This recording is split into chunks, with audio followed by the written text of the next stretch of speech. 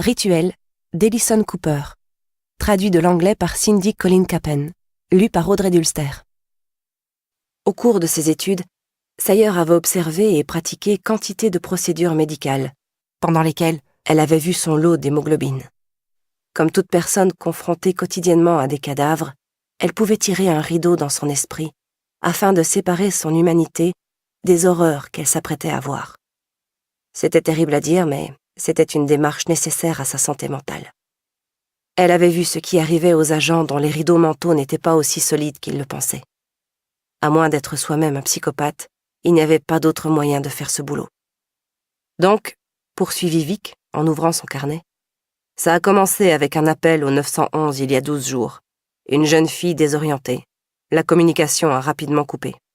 L'appel venait de ce quartier, mais ils n'ont pas pu le localiser plus précisément. Des agents sont venus faire un contrôle de routine, ont frappé à quelques portes et en ont conclu que c'était une junkie en plein trip qui avait appelé. Comme l'endroit semblait désert, ils sont repartis. Oh merde. Sayer vérifia qu'elle ne portait aucun objet risquant de tomber, puis elle enfila une paire de gants.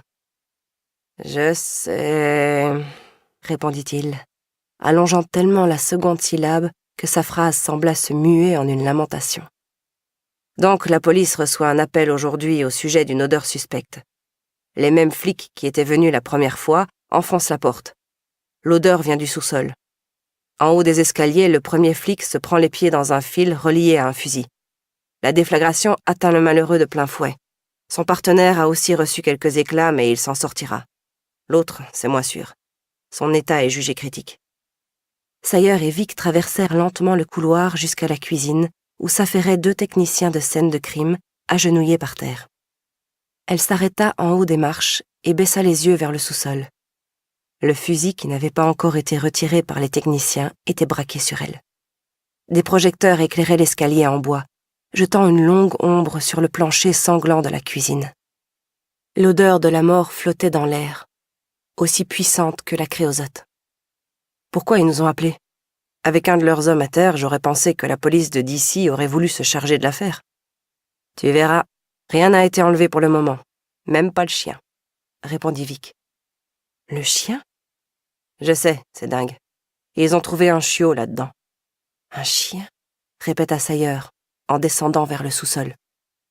Les marches donnaient sur une grande pièce sans fenêtre, aux murs de briques nues, et sol en béton, qui baignait dans la lumière aveuglante des projecteurs.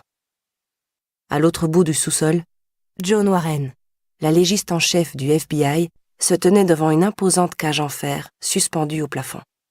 Assez grande pour contenir un gros animal et munie d'épais barreaux de fer noir, la cage aurait eu davantage sa place dans une chambre de torture sous la tour de Londres ou les pages d'un roman gothique anglais.